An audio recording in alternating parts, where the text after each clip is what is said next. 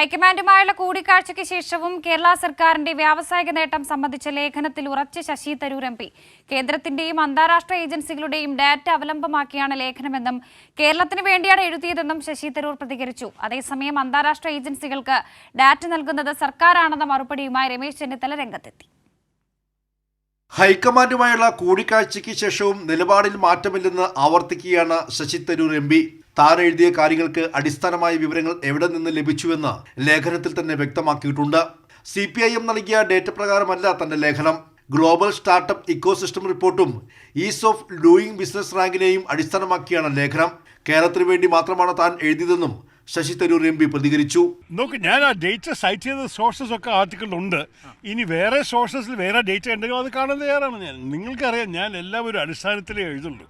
അപ്പോൾ ഞാൻ സോഴ്സ് എഴുതിയിട്ടുണ്ട്, ഗ്ലോബൽ സ്റ്റാർട്ടപ്പ് ഇക്കോസിസ്റ്റം റിപ്പോർട്ട്, മറ്റേത് is of doing business rankings. ഇനി വേറെ വല്ല മാറ്റം വന്നു കഴിഞ്ഞാൽ ഇത് രണ്ടും CPIMൻ്റെ അല്ലല്ലോ. ഈ ease of doing business ranking central ഗവൺമെൻറ്റിനാണ്, ഗ്ലോബൽ ഇക്കോസിസ്റ്റം റിപ്പോർട്ട് ഒരു അന്താരാഷ്ട്ര മേഖലയിലാണ്. അപ്പോൾ ഈ രണ്ടു പേർക്കും വേറെ ഡേറ്റ കിട്ടിയാൽ ഞാൻ സുഖമായിട്ട് മാറ്റാം.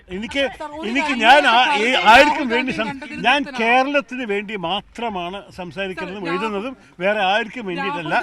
ശശി തരൂരിന്റെ പ്രതികരണത്തിന് മറുപടിയുമായി രമേശ് ചെന്നിത്തലയും രംഗത്തെത്തി.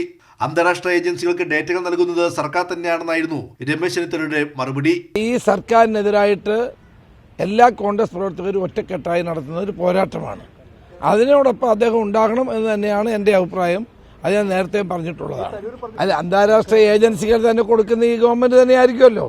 വേറെ ആകാശത്ത് പൊട്ടിക്കൊണ്ടൊന്നും ആയിരിക്കത്തില്ലല്ലോ. 2 ദിവസമായി ദില്ലിയിലുണ്ടായിരുന്ന ശശി തരൂർ രാഹുൽ ഗാന്ധിയുമായും മല്ലികാർജ്ജുൻ ഖാർഗെയുമായി കൂടിക്കാഴ്ച നടത്തിയിരുന്നു. KC വേണുഗോപാൽ അടക്കം നേതാക്കൾ തരൂർ തിരുത്തുമെന്ന പ്രതീക്ഷ പ്രകടിപ്പിക്കുമ്പോഴാണ് ഉറച്ച നിലപാട് ആവർത്തിക്കുന്നത്. കൈരളി ന്യൂസ്, ദില്ലി.